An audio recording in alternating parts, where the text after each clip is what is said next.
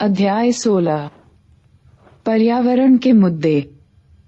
गत 100 वर्ष में मनुष्य की जनसंख्या में भारी बढ़ोतरी हुई है।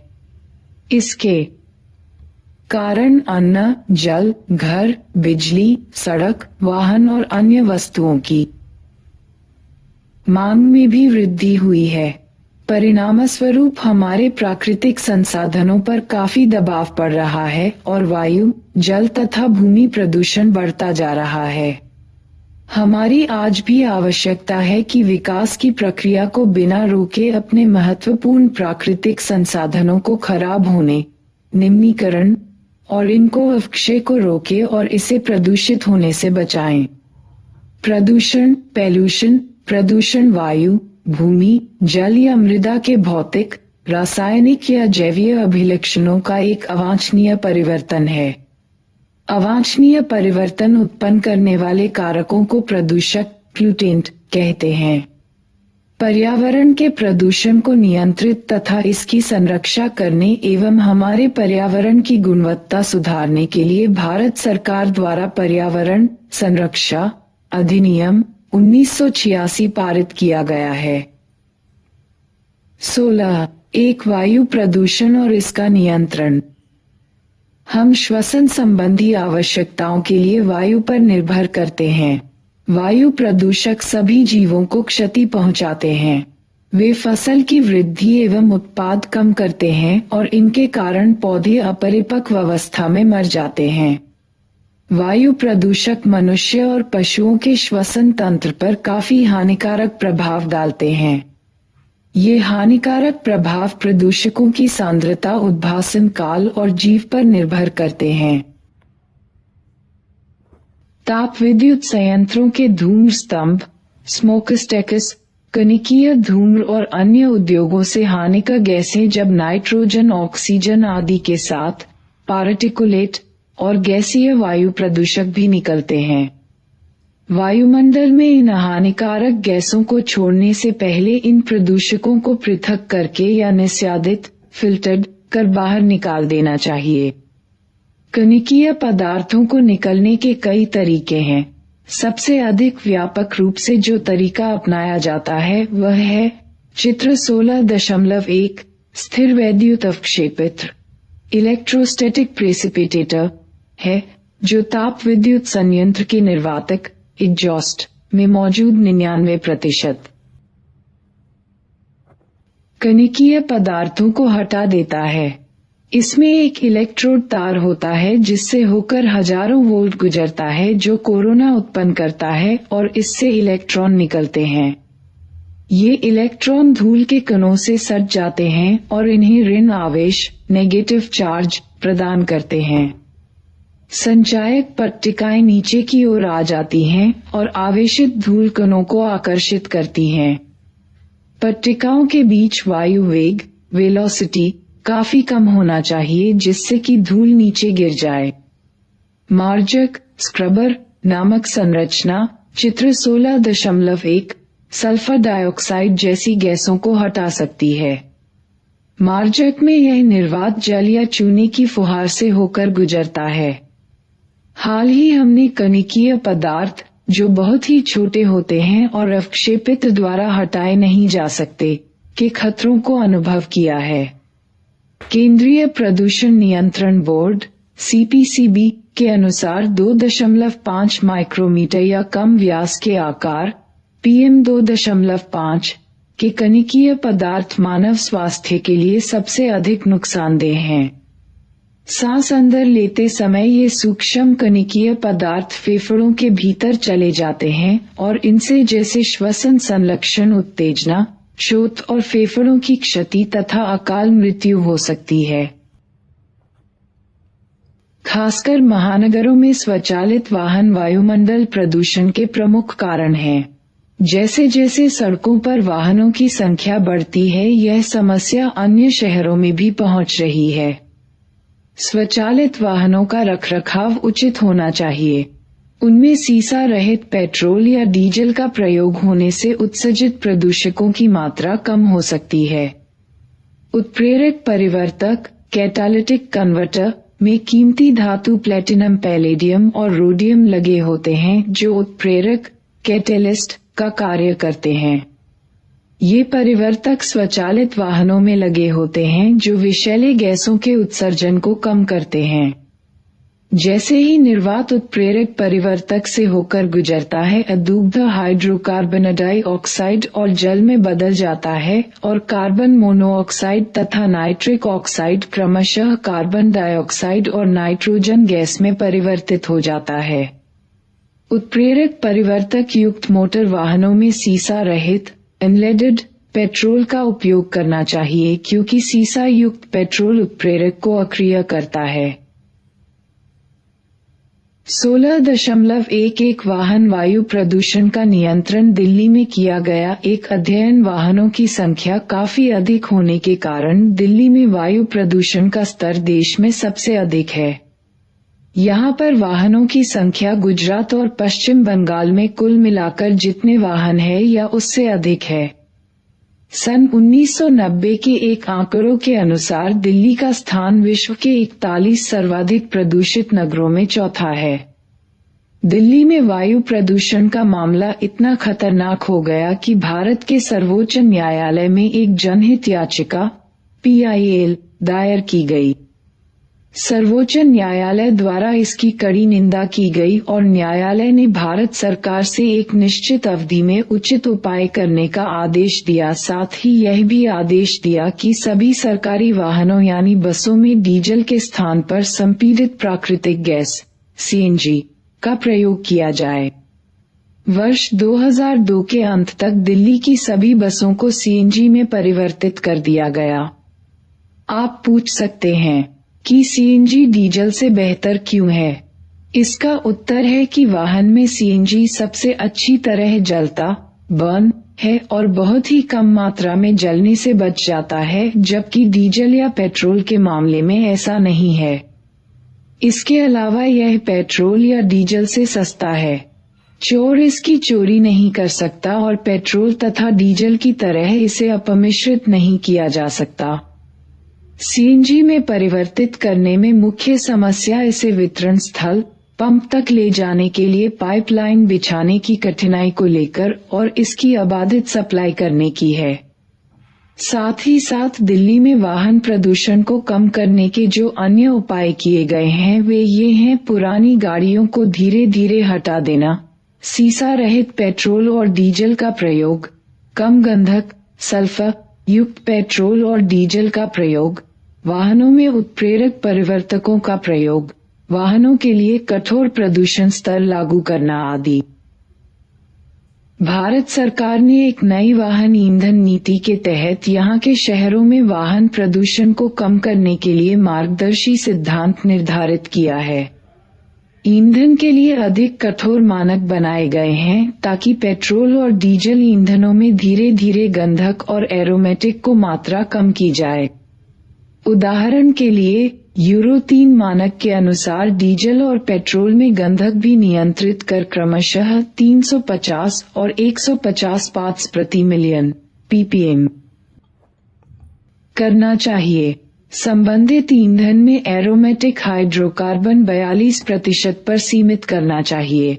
मार्गदर्शी के अनुसार पेट्रोल और डीजल में गंधक को कम कर 50 ppm पर लाकर लक्ष्य को 35% के स्तर पर लाना चाहिए। ईंधन के अनुरूप वाहन के इंजनों में भी सुधार करना पड़ेगा। उत्सर्जन मानक भारत स्टेज 2, जो यूरो -11 मानक के तुल्य है, अब भारत के किसी भी नगर में लागू नहीं है। भारत में उत्सर्जन मानकों का नवीनतम विवरण तालिका 16.1 में दिया गया है। तालिका 16.1 भारत में उत्सर्जन मानक। वाहन मानक जिन शहरों में लागू है: पहिया, 3 पहिया। भारत स्टेज अप्रैल 2017 से देश भर में, अप्रैल 2017 से देश भर में। भारत स्टेज दुपहिया, भारत स्टेज अप्रैल 2017 से देश भर में। दिल्ली में किए गए इस प्रयासों को धन्यवाद, जिसके कारण यहाँ की वायु की गुणवत्ता में काफी सुधार हुआ। एक आकलन के अनुसार सन 1997-2005 तक दिल्ली में को और 50 के स्तर में काफी गिरावट आई है। भारत में वायु प्रदूषण निरोध एवं नियंत्रण अधिनियम 1981 में लागू हुआ, लेकिन इसमें 1987 में संशोधन कर शोर को वायु प्रदूषण के रूप में सम्मिलित किया गया। शोर, नॉइज, एक अवांछित उच्च स्तर ध्वनि है। हम आनंद और मनोरंजन के लिए तेज ध्वनि के आदी हो गए हैं, लेकिन यह नहीं सोचते कि इसके कारण मानव में मनोवैज्ञानिक और कार्यकीय या शरीर क्रियात्मक विकार, डिसऑर्डर पैदा होते हैं। जितना बड़ा शहर उतना ही बड़ा उत्सव और उतना ही अधिक शोर। किसी जेट वायुयान या रॉकेट की उड़ान के समय उत्पन्न अति उच्च ध्वनि स्तर 150 डेसिबल या इससे अधिक स्तर की ध्वनि को थोड़े ही समय तक सुनने से कर्णपटह ईयरइम अतिग्रस्त हो सकता है। इस प्रकार व्यक्ति की सुनने की क्षमता सदा के लिए नष्ट हो सकती है। शहरों की अपेक्षाकृत निम्न ध्वनि स्तर के दीर्घकालिक उद्भासन के कारण भी हमारी सुनने की क्षमता स्थायी रूप से क्षतिग्रस्त हो सकती है। शोर के कारण अनिद्रा, हृदस्पंद, हार्ट बीटिंग का बढ़ जाना, श्वसन के तरीके में परिवर्तन आदि से मनुष्य पीड़ित हो सकता है, जिसके कारण वह काफी तनाव की स्थिति में रहता है। यह जानते हुए कि शोर प्रदूषण के कई खतरनाक प्रभाव होते हैं, क्या आप अपने आसपास के अनावश्यक ध्वनि प्रदूषण के स्रोत का पता लगा सकते हैं, जिसे किसी को आर्थिक हानि पहुंचाए बिना तत्काल कम किया जा सकता है? हमारे उद्योगों में ध्वनि अवशोषक पदार्थ का प्रयोग कर या ध्वनि ढककर इसे कम किया जा सकता है। अस्पताल और स्कूल के आसपास हॉर्न मुक्त जोन का सीमांकन, पटाखे और लाउडस्पीकर के लिए अनुमेय ध्वनि स्तर, लाउडस्पीकर के लिए समय सीमा तय करके, ताकि उसके बाद इसका प्रयोग नहीं किया जा सकता है, आदि के बारे में कठोर कानून बनाकर और उसे लागू कर ध्वनि प्रदूषण से अपनी रक्षा कर सकते हैं। 16.2 जल प्रदूषण एवं इसका नियंत्रण। संपूर्ण विश्व में मनुष्य जलाशयों में सभी प्रकार के अपशिष्ट का निपटान कर इसका दुरुपयोग कर रहा है। हम यह मान लेते हैं कि जल सब कुछ बहाकर ले जाएगा। ऐसा करते समय हम यह नहीं सोचते कि जलाशय हमारे साथ साथ अन्य सभी जीवों के लिए जीवन का आधार है। क्या आप बता सकते हैं कि हम नदियों और नालों में क्या क्या बहा देते हैं? विश्व के अनेक भागों में तालाब, झील, सरिता या धारा, नदी, ज्वार नदमुख, एस्चुएरी और महासागर के जल प्रदूषित हो रहे हैं। जलाशयों की स्वच्छता को कायम रखने के महत्व को समझते हुए भारत सरकार ने 1974 में जल प्रदूषण निरोध एवं नियंत्रण अधिनियम पारित किया है, ताकि हमारे जल संसाधनों को प्रदूषित होने से बचाया जा सके। 16.21 घरेलू वाहित मल और औद्योगिक बहिस्राव। नगरों और शहरों में जब हम अपने घरों में जल का काम करते हैं तो सभी चीजों को नालियों में बहा देते हैं। क्या आपको कभी आश्चर्य हुआ है कि हमारे घरों से निकलने वाला वाहित मल कहाँ जाता है? क्या समीपस्थ नदी में ले जाकर डालने या इसमें मिलने से पूर्व वाहित मल का उपचार किया जाता है?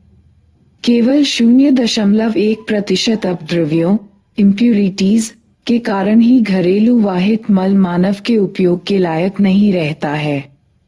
चित्र 16.2 सी। आप वाहित मल उपचार संयंत्र के बारे में अध्याय 10 में पढ़ चुके हैं। ठोस पदार्थों को निकालना अपेक्षाकृत आसान है, लेकिन विलीन लवण जैसे नाइट्राइट, फॉस्फेट और अन्य पोषकों तथा विषैले धातु आयनों और कार्बनिक यौगिक को निकालना कठिन है।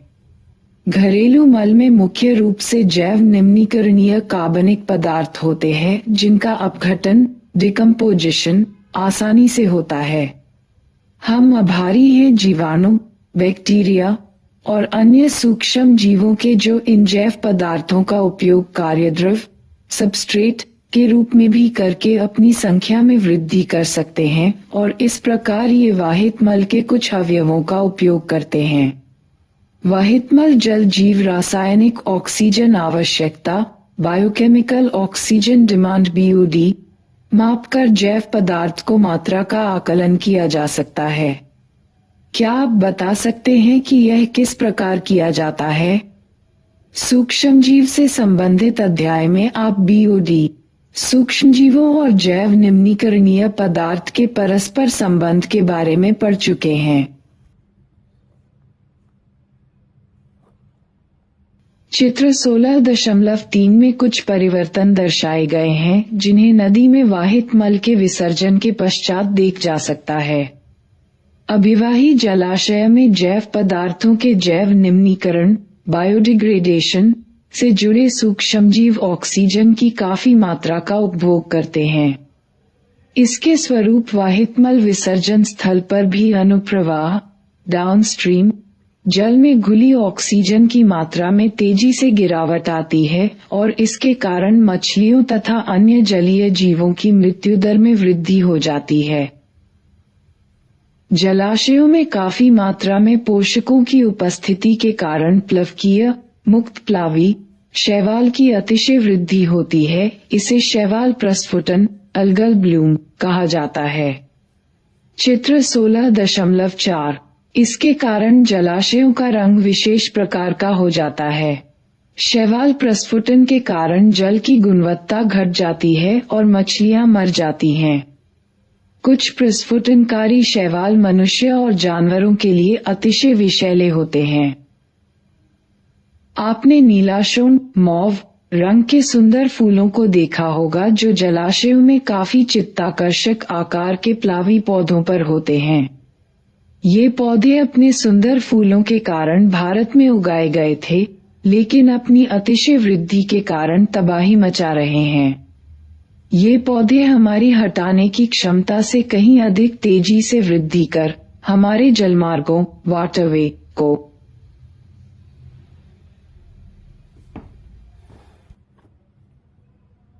अवरुद्ध कर ये जल हायसिंथ आइकोनिया केसिपीज पादप हैं जो विश्व के सबसे अधिक समस्या उत्पन्न करने वाले जलीय खरपतवार वीड हैं और जिन्हें बंगाल का आतंक भी कहा जाता है। ये पादप सुपोषी जलाशयों में काफी वृद्धि करते हैं और इसके पारितंत्र गति को असंतुलित कर देते हैं। हमारे घरों के साथ साथ अस्पतालों के वाहित मल में बहुत से अवांछित रोगजनक सूक्ष्मजीव हो सकते हैं और उचित उपचार के बिना इसको जल में विसर्जित करने से कठिन रोग जैसे पेचिश अतिसार टाइफाइड पीलिया जॉडिस हैजा कोलरा आदि हो सकते हैं। घरेलू वाहित मल की अपेक्षा उद्योगों जैसे पेट्रोलियम कागज उत्पादन धातु निष्कर्षण एक्सट्रैक्शन एवं प्रसंस्करण प्रोसेसिंग रासायनिक उत्पादन आदि के अपशिष्ट जल में प्रायः विषैले पदार्थ खासकर भारी धातु ऐसे तत्व जिनका घनत्व 5 ग्राम सेमी जैसे पारा कैडमियम तांबा सीसा आदि और कई प्रकार के कार्बनिक यौगिक होते हैं। उद्योगों के अपशिष्ट जल में प्रायः विद्यमान कुछ विषैले पदार्थों में जलीय खाद्य श्रृंखला जैव आवर्धन बायोमैग्निफिकेशन कर सकते हैं। जैव आवर्धन का तात्पर्य है क्रमिक पोषण स्तर ट्रॉफिक लेवल पर आविषाक्त की सांद्रता में वृद्धि का होना। इसका कारण है जीव द्वारा संग्रहित आविषालु पदार्थ उपापचयित या उत्सर्जित नहीं हो सकता और इस प्रकार यह अगले उच्चतर पोषण स्तर पर पहुंच जाता है। यह परिघटन पारा एवं डीडीटी के लिए सुविदित है। चित्र 16.5 में जलीय खाद्य श्रृंखला में डीडीटी का जैव आवर्धन दर्शाया गया है।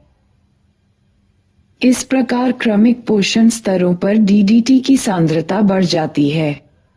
यदि जल में यह सांद्रता 0.003 पीपीबी पार्ट्स पर बिलियन से आरंभ होती है तो अंत में जैव आवर्धन के द्वारा मत्स्यभक्षी पक्षियों में बढ़कर 25 ppm हो जाती है। पक्षियों में डीडीटी की उच्च सांद्रता कैल्शियम उपापचय को नुकसान पहुंचाती है, जिसके कारण अंड कवच एग शेल पतला हो जाता है और यह समय से पहले फट जाता है, जिसके कारण पक्षी समष्टि बर्ड पॉपुलेशन यानी इनकी संख्या में कमी हो जाती है। सुपोषण यूट्रोफिकेशन झील का प्राकृतिक काल प्रभावन एजंग दशांता है, यानी झील अधिक उम्र की हो जाती है। यह इसके जल की जैव समृद्धि के कारण होता है। तरुण कम उम्र की झील का जल शीतल और स्वच्छ होता है। समय के साथ साथ इसमें सरिता के जल के साथ पोषक तत्व जैसे नाइट्रोजन और फास्फोरस आते रहते हैं, जिसके कारण जलीय जीवों में वृद्धि होती रहती है। जैसे जैसे झील की उर्वरता बढ़ती है, वैसे वैसे पादप और प्राणी जीवन प्राणी बढ़ने लगते हैं और कार्बनिक अवशेष झील के तल में बैठने लगते हैं। सैकड़ों वर्षों में इसमें जैसे जैसे साद, सिल्ट और जैव मलबे ऑर्गेनिक मलबा का ढेर लगता जाता है, वैसे वैसे झील उथली और गर्म होती जाती है। झील के ठंडे पर्यावरण वाले जीव के स्थान पर उष्णजल जीव रहने लगते हैं। कच्छ पादप उथली जगह पर जड़ जमा लेते हैं और झील की मूल द्रोणी बेसिन को भरने लगते हैं। उथले झील में अब कच्छ मांस पादप उगाते हैं और मूल झील बेसिन उनसे भर जाता है। कालांतर में झील काफी संख्या में प्लावी पादपों दलदल बॉग से भर जाता है और अंत में यह भूमि में परिवर्तित हो जाता है। जलवायु झोल का साइज और अन्य कारकों के अनुसार झील का यह प्राकृतिक काल प्रभावन हजारों वर्षों में होता है। फिर भी मनुष्य के क्रियाकलाप जैसे उद्योगों और घरों के वह स्राव एफ्लुएंट काल प्रभावन प्रक्रम में मूलतः तेजी ला सकते इस प्रक्रिया को संवर्धक कल्चरल या त्वरित सुपोषण एक्सेलरेटेड यूट्रोफिकेशन कहा जाता है। गत शताब्दी में पृथ्वी के कई भागों के झील का वाहित मल और कृषि तथा औद्योगिक अपशिष्ट के कारण तीव्र सुपोषण हुआ है। इसके मुख्य संदूषक नाइट्रेट और फास्फोरस हैं, जो पौधों के लिए पोषक का कार्य करते हैं। इनके कारण शैवाल की वृद्धि अति उद्दीपित होती है, जिसकी वजह से एर्मनिक मलफैन स्कम बनते तक अरुचिकर गंध निकलती हैं। ऐसा होने से जल में विलीन ऑक्सीजन, जो अन्य जल जीव के लिए अनिवार्य वाइटल है, समाप्त हो जाती है। साथ ही झील में बहकर आने वाला अन्य प्रदूषक संपूर्ण मत्स्य समष्टि को विषाक्त कर सकता है, जिनके अपघटन के अवशेष से जल में विलीन ऑक्सीजन की मात्रा और कम हो जाती है। इस प्रकार झील वास्तव घुटकर मर सकती है। विद्युत उत्पादी यूनिट यानी तापीय विद्युत संयंत्रों से बाहर निकलने वाले तप्त तापीय अपशिष्ट जल दूसरे महत्वपूर्ण श्रेणी के प्रदूषक हैं। तापीय अपशिष्ट जल में उच्च तापमान के प्रति संवेदनशील जीव जीवित नहीं रह पाते या इसमें उनको संख्या कम हो जाती है, लेकिन अत्यंत शीत क्षेत्रों में इसमें पौधों तथा मछलियों की वृद्धि अधिक होती है। 16.22 एकीकृत अपशिष्ट जल उपचार केस अध्ययन। वाहितमल सहित अपशिष्ट जल का उपचार एकीकृत ढंग से कृत्रिम और प्राकृतिक दोनों प्रक्रमों को मिला जुलाकर किया जा सकता है। इस प्रक्रम का प्रयास कैलिफोर्निया के उत्तरी तट पर स्थित अरकाटा शहर में किया गया। हम्बोल्ट स्टेट यूनिवर्सिटी के जीव वैज्ञानिकों के सहयोग से शहर के लोगों ने प्राकृतिक तंत्र के अंतर्गत एकीकृत जल उपचार प्रक्रम तैयार किया गया। जलोपचार का कार्य 2 चरणों में किया जाता है। क परंपरागत अवसादन, जिसमें निस्पंदन और क्लोरीन द्वारा उपचार किया जाता है। इस चरण के बाद भी खतरनाक प्रदूषक जैसे भारी धातु काफी मात्रा में घुले रूप में रह जाते हैं। इसे दूर करने के लिए एक नवीन प्रक्रिया अपनाई गई और ख जीव वैज्ञानिकों ने लगभग 60 हेक्टेयर कच्छ भूमि में आपस में जुड़े हुए 6 कच्छों मांस की एक श्रृंखला विकसित को इस क्षेत्र में उचित पादप शैवाल कवक और जीवाणु छिड़के गए जो प्रदूषकों को निष्प्रभावी, अवशोषित और स्वांगीकृत एसिमिलेट करते हैं। इसलिए कच्चों से होकर गुजरने वाला जल प्राकृतिक रूप से शुद्ध हो जाता है।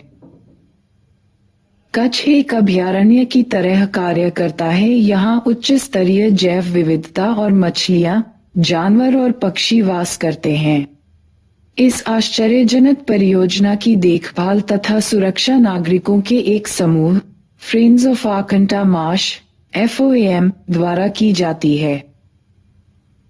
अब तक हमारी यह धारणा रही है कि अपशिष्ट को दूर करने के लिए जल यानी वाहित मल के निर्माण की जरूरत होती है, लेकिन मानव अपशिष्ट उत्सर्ग एक्सक्रीटा यानी मल मूत्र के निपटान के लिए यदि जल जरूरी न हो तो क्या होगा? क्या आप अनुमान लगा सकते हैं कि यदि टॉयलेट को फ्लश न करना पड़े तो जल की कितनी बचत होगी? वास्तव में यह एक वास्तविकता है। मानव उत्सर्ग मलमूत्र के हैंडलिंग निपटान के लिए पारिस्थितिक स्वच्छता एक निर्वहनीय तंत्र है जिसमें शुष्क टॉयलेट कंपोस्टिंग का प्रयोग किया जाता है। मानव अपशिष्ट निपटान के लिए यह व्यवहारिक, स्वास्थ्यकर और कम लागत का तरीका है। यहाँ ध्यान देने योग्य मुख्य बात यह है कि कंपोस्ट की इस विधि से मानव मलमूत्र उत्सर्ग का पुनश्चक्रण कर एक संसाधन प्राकृतिक उर्वरक के रूप में परिवर्तित किया जा सकता है। इससे रासायनिक खाद की आवश्यकता कम हो जाती है। केरल के कई भागों और श्रीलंका में इकोसेन शौचालयों टॉयलेट का प्रयोग किया जा रहा है। 16.3 ठोस अपशिष्ट। ठोस अपशिष्ट में वे सभी चीजें सम्मिलित हैं जो कूड़ा कचरा में फेंक दी जाती हैं। नगरपालिका के ठोस अपशिष्ट में घरों, कार्यालयों, भंडारों, विद्यालयों आदि से रद्दी में फेंकी गई सभी चीजें आती हैं जो नगरपालिका द्वारा इकट्ठा की जाती हैं और उनका निपटान किया जाता है। नगरपालिका के ठोस अपशिष्ट में आमतौर पर कागज, खाद्य अपशिष्ट, कांच, धातु, रबड़, चमड़ा, वस्त्र आदि होते हैं। इनको जलाने से अपशिष्ट के आयतन में कमी आ जाती है, लेकिन यह सामान्यतः पूरी तरह जलता नहीं है और खुले में इसे फेंकने से यह चूहों और मक्खियों के लिए प्रजनन स्थल का कार्य करता है। सैनिटरी लैंडफिल्स खुले स्थान में जलाकर ढेर लगाने के बदले अपनाया गया था।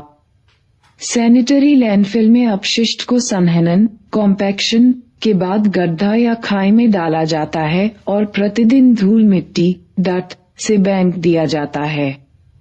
यदि आप किसी शहर या नगर में रहते हैं तो क्या आपको मालूम है कि सबसे नजदीकी लैंडफिल स्थल कहाँ है? वास्तव में लैंडफिल्स भी कोई अच्छा हल नहीं है, क्योंकि खासकर महानगरों में कचरा गार्बेज इतना अधिक होने लगा है कि ये स्थल भी भर जाते हैं। इन लैंडफिल से रसायनों के भी रिसाव का खतरा है, जिससे कि भीम जल संसाधन प्रदूषित हो जाते हैं। इन सब का एकमात्र हल है कि पर्यावरणीय मुद्दों के प्रति हम सभी को अधिक संवेदनशील होना चाहिए। हमारे द्वारा उत्पन्न अपशिष्ट को 3 श्रेणियों में वर्गीकृत किया गया है। क जैव निम्नीकरण योग्य बायोडिग्रेडेबल, ख पुनश्चक्रण योग्य और ग जैव निम्नीकरण अयोग्य। यह महत्वपूर्ण है कि उत्पन्न सभी कचरे की छटाई की जाए। जिस कचरे का प्रयोग या पुनश्चक्रण किया जा सकता है उसे अलग किया जाए। कचराबीन या गुड़िया रंग पिकअप पुनश्चक्रण किए जाने वाले पदार्थों को अलग कर एक बड़ा काम करता है। जैव निम्नीकरणीय पदार्थों को जमीन में गहरे गड्ढे में रखा जा सकता है और प्राकृतिक रूप में अपघटन के लिए छोड़ दिया जाता है। इसके पश्चात केवल अजैव निम्नीकरणीय निपटान के लिए बच जाता है। हमारा मुख्य लक्ष्य होना चाहिए कि कचरा कम उत्पन्न हो, लेकिन इसके स्थान पर हम लोग अजैव निम्नीकरणीय उत्पादों का प्रयोग अधिक करते जा रहे हैं। किसी अच्छी गुणवत्ता की खाद्य सामग्री का तैयार रेडीमेड पैकेट जैसे बिस्कुट का पैकेट उठाकर उसकी पैकिंग को देखें, और क्या आप पैकिंग के कई रक्षात्मक तह को देखते हैं? उनमें से एक तह प्लास्टिक की होती है।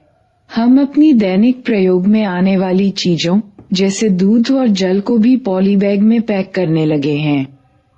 शहरों में फल और सब्जियां भी सुंदर पॉलीस्टरीन और प्लास्टिक पैक में कर दी जा सकती हैं।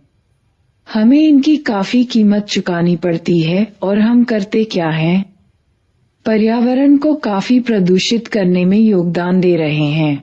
पूरे देश में राज्य सरकारें प्रयास कर रही हैं कि प्लास्टिक का प्रयोग कम हो और इनके बदले पारी हितैषी या मैत्री पैकिंग का प्रयोग हो। हम जब सामान खरीदने जाएं तो कपड़े का थैला या अन्य प्राकृतिक रेशे के बने कैरी बैग लेकर जाएं और पॉलीथीन के बने थैले को लेने से मना करें। 16.3 प्लास्टिक अपशिष्ट के उपचार संबंधी अध्ययन। बंगलौर में प्लास्टिक की बोरी के उत्पादनकर्ता 57 वर्षीय अहमद खान ने प्लास्टिक अपशिष्ट की सतत बढ़ती हुई समस्या का एक आदर्श हल ढूंढ लिया है। वह पिछले 20 क्यू से प्लास्टिक की बोरियां बना रहा है। लगभग 8 वर्ष पहले उसने महसूस किया कि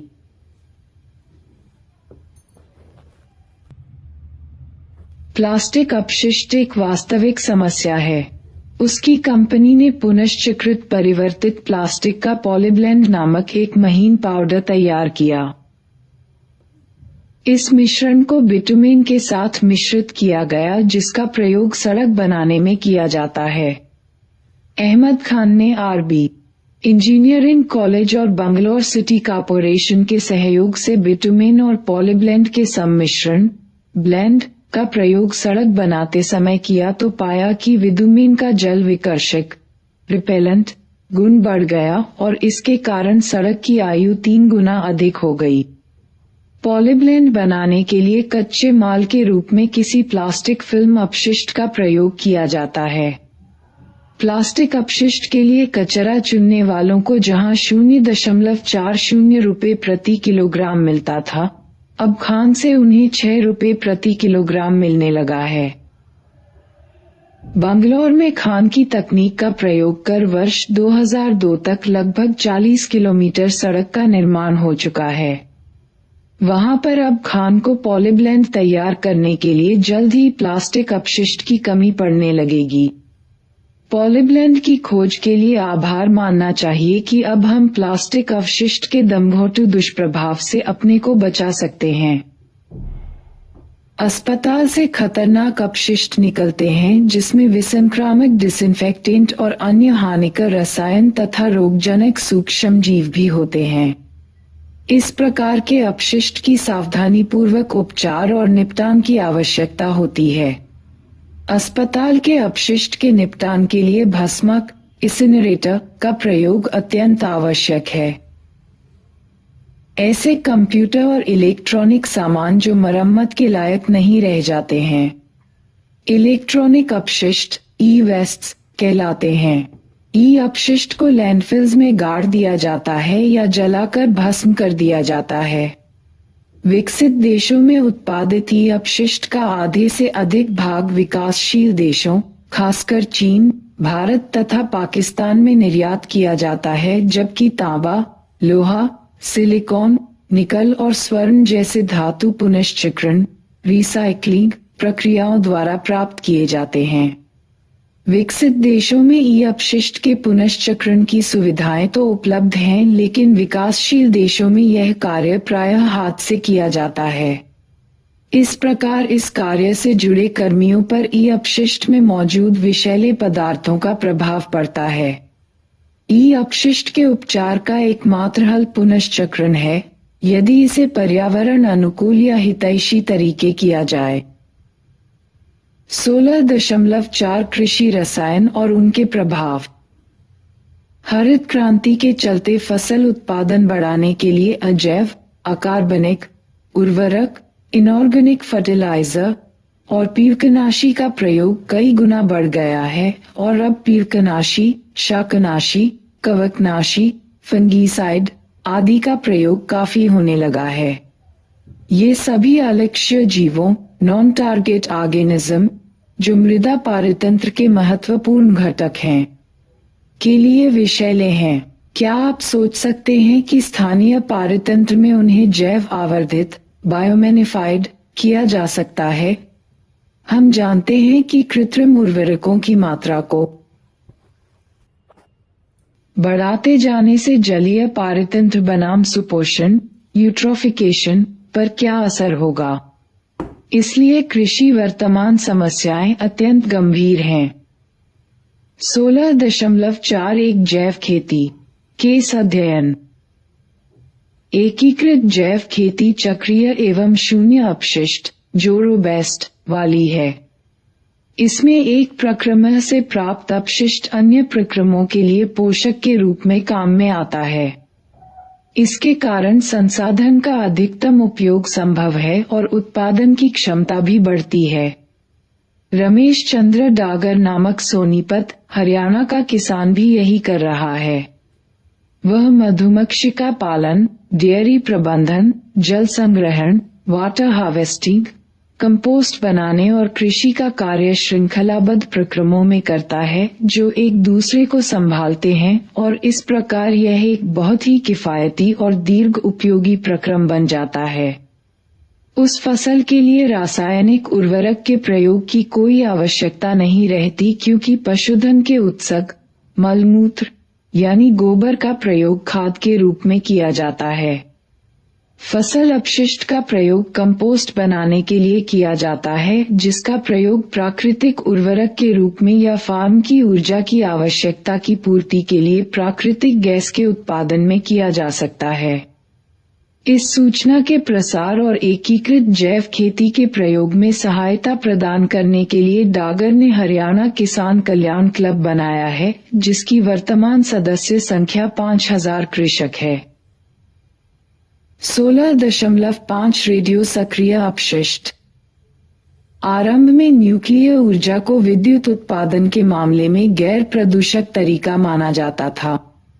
बाद में यह पता चला कि न्यूक्लियर ऊर्जा के प्रयोग में दो सर्वाधिक खतरनाक अंतर्निहित समस्याएं हैं। पहली समस्या आकस्मिक रिसाव की है जैसा कि श्री माइल आइलैंड और चेरनोबिल की घटनाओं में हुआ था। इसकी दूसरी समस्या रेडियोस्क्रिय अपशिष्ट के सुरक्षित निपटान की है। न्यूक्लियर अपशिष्ट से निकलने वाला विकिरण जीवों के लिए बेहद नुकसानदेह होता है क्योंकि इसके कारण अति उच्च दर से उत्परिवर्तन म्यूटेशन होते हैं। न्यूक्लियर अपशिष्ट विकिरण को ज्यादा मात्रा डोज घातक यानी जानलेवा लोथल होती है लेकिन कम मात्रा के कारण कई विकार होते हैं। इसका सबसे अधिक बार बार होने वाला विकार कैंसर है। इसलिए न्यूक्लियर अपशिष्ट अत्यंत प्रभावकारी प्रदूषक है और इसके उपचार में अत्यधिक सावधानी की जरूरत है। यह सिफारिश की गई है कि परवर्ती भंडारण का कार्य उचित रूप में कवचित पात्रों में चट्टानों के नीचे लगभग 500 मीटर की गहराई में पृथ्वी में गाड़कर करना चाहिए।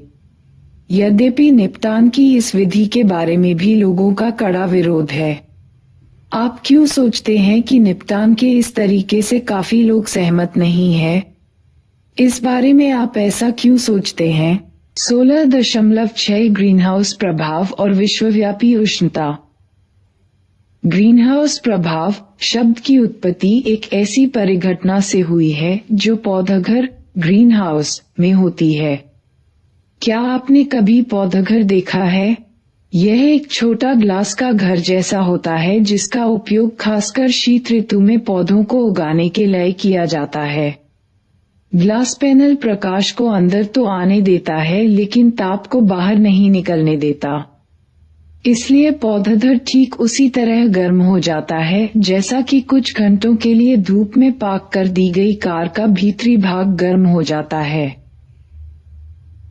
ग्रीनहाउस प्रभाव प्राकृतिक रूप से होने वाली परिघटना है जिसके कारण पृथ्वी की सतह और वायुमंडल गर्म हो जाता है।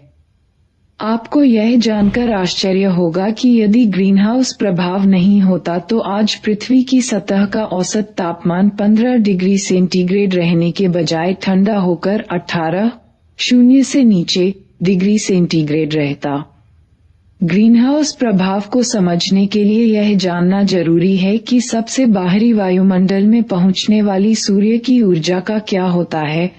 चित्र 16.6 पृथ्वी की ओर आने वाले सौर विकिरण का लगभग 1/4 भाग बादलों और गैसों से परावर्तित रिफ्लेक्ट हो जाता है और दूसरा चौथाई भाग वायुमंडलीय गैसों द्वारा अवशोषित हो जाता है। लगभग आधा आगत इनकमिंग सौर विकिरण पृथ्वी की सतह पर पड़ता है और उसे गर्म करता है। इसका इंफ्रारेड रेडिएशन कुछ भाग परावर्तित होकर लौट जाता है।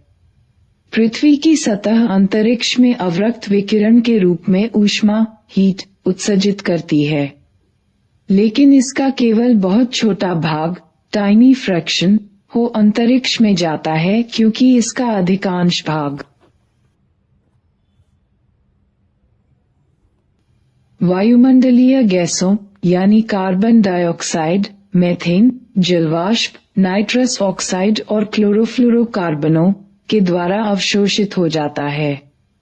इन गैसों के अणु मॉलिक्यूल्स ऊष्मा ऊर्जा हीट एनर्जी विकिरित करते हैं और इसका अधिकतर भाग पृथ्वी की सतह पर पुनः आ जाता है और इसे फिर से गर्म करता है। यह चक्र अनेकों बार होता रहता है। इस प्रकार पृथ्वी की सतह और निम्नतर वायुमंडल गर्म होता रहता है। ऊपर वर्णित गैसों को आमतौर पर ग्रीनहाउस गैस कहा जाता है। चित्र 16.7 क्योंकि इनके कारण ही ग्रीनहाउस प्रभाव पड़ते हैं। ग्रीनहाउस गैसों के स्तर में वृद्धि के कारण पृथ्वी की सतह का ताप काफी बढ़ जाता है, जिसके कारण विश्वव्यापी उष्णता होती है। गत शताब्दी में पृथ्वी के तापमान में 0.6 डिग्री सेंटीग्रेड वृद्धि हुई है। इसमें से अधिकतर वृद्धि पिछले 3 दशकों में ही हुई है। एक सुझाव के अनुसार सन 2100 तक विश्व का तापमान 1.4-5.8 डिग्री सेंटीग्रेड बढ़ सकता है।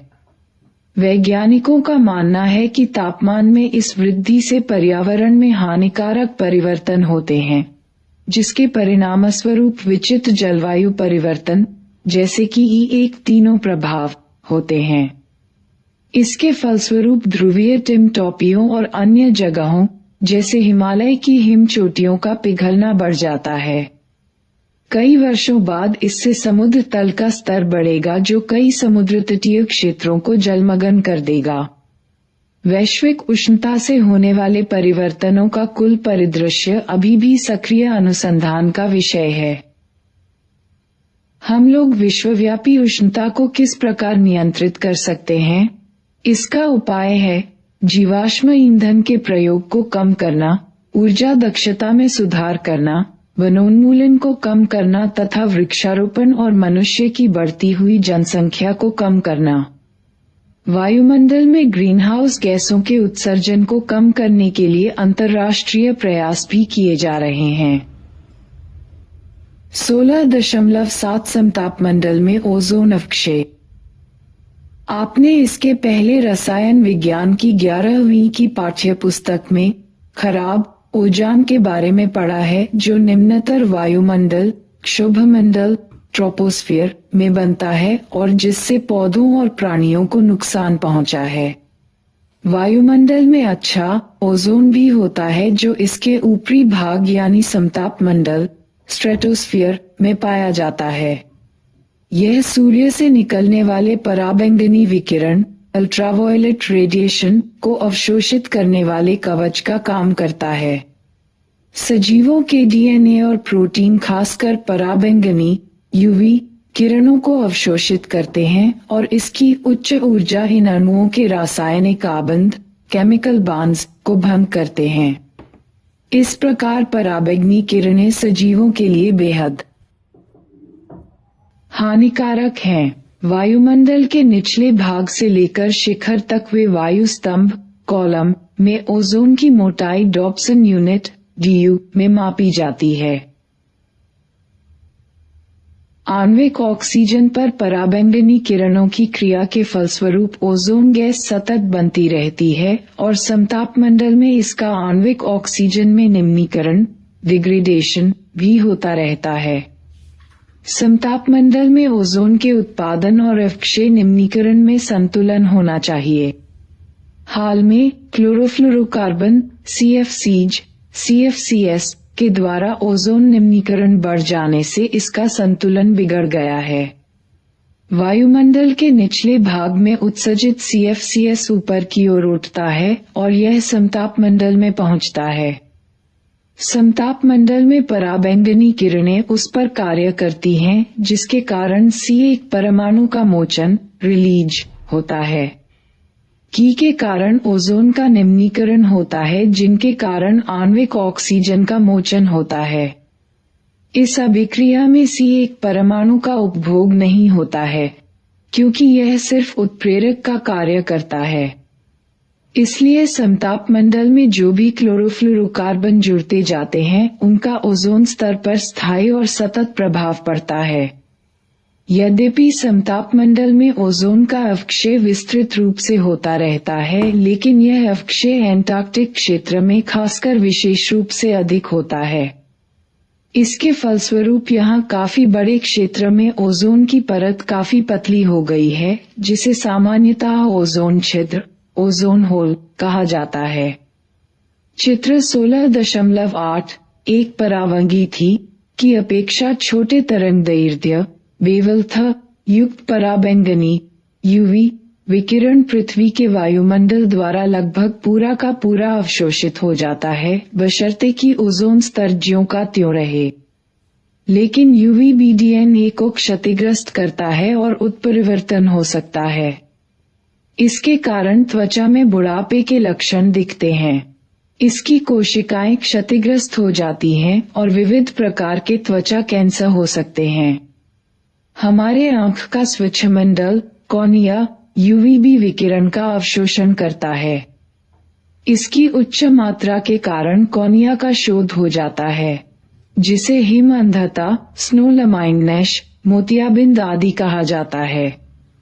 इसके उद्भासन से स्थायी रूप से क्षतिग्रस्त हो सकता है। ओजोन अवक्षय के हानिकारक प्रभाव को देखते हुए सन 1987 में मॉन्ट्रियल कनाडा में एक अंतर्राष्ट्रीय संधि पर हस्ताक्षर हुए, जिसे मॉन्ट्रियल प्रोटोकॉल कहा जाता है। यह संधि 1989 से प्रभावी हुई। ओजोन अवक्षयकारी पदार्थों के उत्सर्जन पर नियंत्रण के लिए बाद में और कई अधिक प्रयास किए गए तथा और प्रोटोकॉल में विकसित और विकासशील देशों के लिए अलग अलग निश्चित दिशा निर्देश जोड़े गए, जिससे कि CFC और अन्य ओजोन अवक्षयकारी रसायनों के उत्सर्जनों को कम किया जाए। 16.8 संसाधन के अनुचित प्रयोग और अनुचित अनुरक्षण द्वारा निम्नीकरण। प्राकृतिक संसाधनों का निम्नीकरण न केवल प्रदूषकों की क्रिया के कारण होता है, बल्कि संसाधनों के उपयोग करने के जो अनुचित तरीके हैं उनके कारण भी होता है।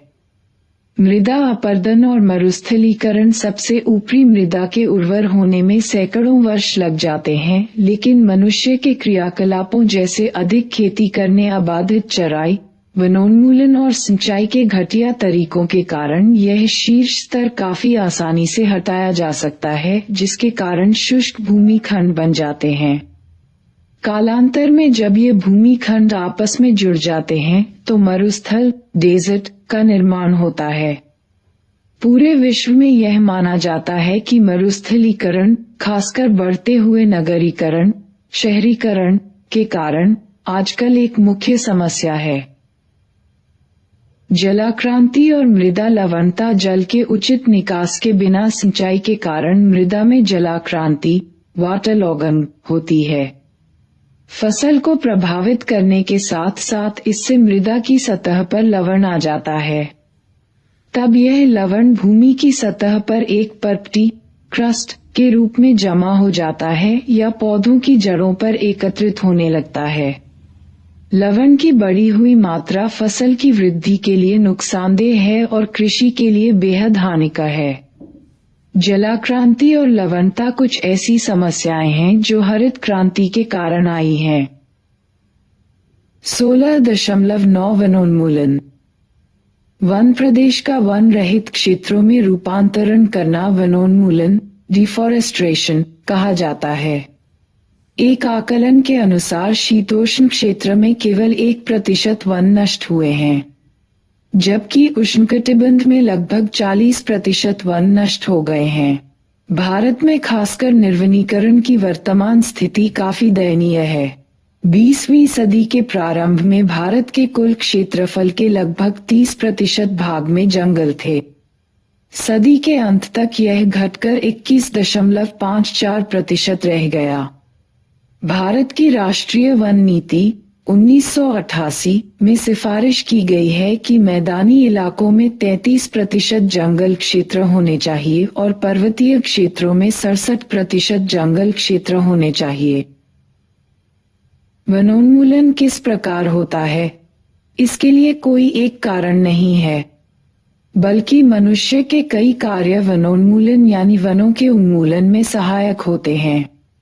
वनोन्मूलन का एक मुख्य कारण है कि वन प्रदेश को कृषि भूमि में बदला जा रहा है, जिससे कि मनुष्य की बढ़ती हुई जनसंख्या के लिए भोजन उपलब्ध हो सके। वृक्ष, इमारती लकड़ी, टिम्बर, काष्ठ ईंधन, पशु फार्म और अन्य कई उद्देश्यों के लिए काटे जाते हैं।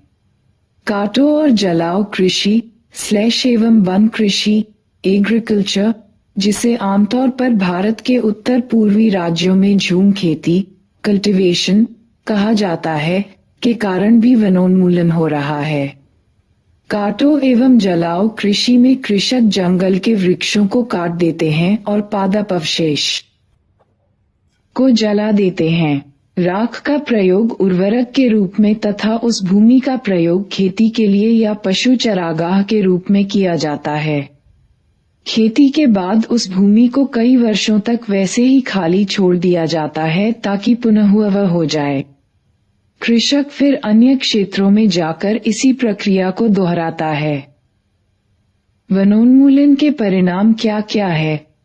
इसके मुख्य प्रभावों में से एक है कि वायुमंडल में कार्बन डाइऑक्साइड की सांद्रता बढ़ जाती है, क्योंकि वृक्ष जो अपने जैव भार बायोमास में काफी अधिक कार्बन धारण कर सकते थे, वनोन्मूलन के कारण नष्ट हो रहे हैं। वनोन्मूलन के कारण आवास नष्ट होने से जैव विविधता बायोडाइवर्सिटी में कमी होती है। इसके कारण जलीय चक्र हाइड्रोलॉजिकल साइकिल बिगड़ जाता है, मृदा का अपरदन होता है और चरम मामलों में इसका मरुस्थलीकरण डेजर्टिफिकेशन यानी मरुभूमि में परिवर्तित हो सकता है। पुनर्वनीकरण रिफॉरेस्टेशन वह प्रक्रिया है जिसमें वन को फिर से लगाया जाता है जो पहले कभी मौजूद था और बाद में उसे नष्ट कर दिया गया। निर्वनीकृत क्षेत्र में पुनर्वनीकरण प्राकृतिक रूप से भी हो सकता है। फिर भी वृक्षरोपण कर इस कार्य में तेजी ला सकते हैं। ऐसा करते समय उस क्षेत्र में पहले से मौजूद जैव विविधता का भी उचित ध्यान रखा जाता है। 16.91 वन संरक्षण में लोगों की भागीदारी एक अध्ययन। भारत में इसका लंबा इतिहास है। सन 1731 में राजस्थान में जोधपुर नरेश ने एक नए महल के निर्माण के लिए अपने एक मंत्री से लकड़ों का इंतजाम करने के लिए कहा। राजा के मंत्री और कर्मी एक गांव जहां बिश्नोई परिवार के लोग रहा करते थे, के पास के जंगल में वृक्ष काटने के लिए गए। बिश्नोई परिवार की अमृता नामक एक महिला ने अद्भुत साहस का परिचय दिया। वह महिला पेड़ से चिपक कर खड़ी हो गई और उसने राजा के लोगों से कहा कि वृक्ष को काटने से पहले मुझे काटने का साहस करो। उसके लिए वृक्ष की रक्षा अपने जीवन से कहीं अधिक बढ़कर है।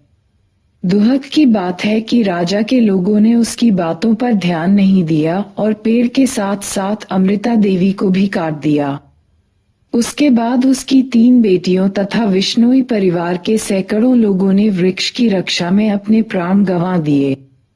इतिहास में कहीं भी इस प्रकार की प्रतिबद्धता की कोई मिसाल नहीं है, जबकि पर्यावरण की रक्षा के लिए मनुष्य ने अपना बलिदान कर दिया हो।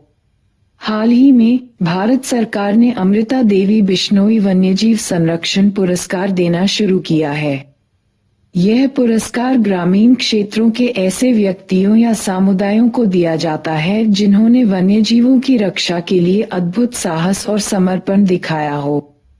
आपने हिमालय के गढ़वाल के चिपको आंदोलन के बारे में सुना होगा। सन 1974 में ठेकेदारों द्वारा काटे जा रहे वृक्षों की रक्षा के लिए इससे चिपककर स्थानीय महिलाओं ने काफी बहादुरी का परिचय दिया। विश्व भर में लोगों ने चिपको आंदोलन की सराहना की है। स्थानीय समुदायों की भागीदारी के महत्व को महसूस करते हुए भारत सरकार ने 1980 के दशक में संयुक्त वन प्रबंधन जॉइंट फॉरेस्ट मैनेजमेंट (JFM) लागू किया, जिससे कि स्थानीय समुदायों के साथ मिलकर काफी अच्छी तरह से वनों की रक्षा और प्रबंधन का कार्य किया जा सके। वनों के प्रति उनकी सेवाओं के बदले ये समुदाय विविध प्रकार के वनोत्पाद फॉरेस्ट प्रोडक्ट्स जैसे फल, गोंद, रबर, दवाएं आदि प्राप्त कर लाभ उठाते हैं। इस प्रकार वन का संरक्षण निर्वहनीय तरीके सस्टेनेबल से किया जा सकता है। सारांश: पर्यावरण प्रदूषण और महत्वपूर्ण संसाधनों से संबद्ध मुख्य समस्याएं स्थानीय, क्षेत्रीय स्तर से लेकर विश्व स्तर पर अलग-अलग हैं। वायु प्रदूषण मुख्य रूप से उद्योगों तथा स्वचालित वाहनों में जीवाश्म ईंधनों जैसे कोयला तथा पेट्रोलियम के जलने से होता है। ये मनुष्य, जानवरों तथा पौधों के लिए हानिकारक हैं, इसलिए हमारे आसपास के वायु को स्वच्छ रखने के लिए इनको हटाना जरूरी है। घरेलू वाहित मल, जो जलाशयों के प्रदूषण का सर्वाधिक सामान्य स्रोत है, के कारण धुली हुई ऑक्सीजन कम हो जाती है, लेकिन अभिग्राही जल के जैव रासायनिक ऑक्सीजन की आवश्यकता बढ़ जाती है। घरेलू वाहित मल में पोषक तत्व, खासकर नाइट्रोजन और फास्फोरस अधिक होते हैं। इसके कारण सुपोषण और बुरी तरह से शैवाल स्फुटन होते हैं। औद्योगिक अपशिष्ट जल में प्रायः विषैले रासायनिक, खासकर भारी धातु और जैव यौगिक काफी अधिक होते हैं। औद्योगिक अपशिष्ट जल जीवधारियों के लिए नुकसानदेह हैं। नगरपालिका के ठोस अपशिष्ट भी समस्याएं उत्पन्न करते हैं और इनका निपटान लैंडफिलों में अवश्य करना चाहिए। खतरनाक अपशिष्ट जैसे पुराने बेकार जहाज, रेडियोस्क्रिय अपशिष्ट और अपशिष्ट के निपटान के लिए अतिरिक्त प्रयासों की जरूरत होती है। मृदा प्रदूषण मुख्य रूप से कृषि रसायनों जैसे कीटनाशी और इसके ऊपर डाले गए ठोस अपशिष्टों के निक्षालितकों लीचेट्स के कारण होता है। वैश्विक प्रकृति की दो मुख्य पर्यावरणीय समस्याएं हैं। ग्रीनहाउस के बढ़ते हुए प्रभाव, जिसके कारण पृथ्वी पर गर्मी बढ़ रही है, और समताप मंडल स्ट्रेटोस्फीयर में ओजोन का अपक्षय हो रहा है। ग्रीनहाउस प्रभाव की वृद्धि मुख्य रूप से कार्बन डाइऑक्साइड और CFCs के उत्सर्जन में वृद्धि के कारण और वनोन्मूलन के कारण भी होती है। इसके कारण जलवृष्टि के स्वरूप तथा वैश्विक तापमान में भारी परिवर्तन हो सकता है। साथ ही यह जीवधारियों को काफी नुकसान भी पहुंचा सकता है। समतापमंडल में ओजोन का अपक्षय CFCs के उत्सर्जन के कारण होता है, जो पराबैंगनी विकिरण के हानिकारक प्रभाव से हमारी रक्षा करता है।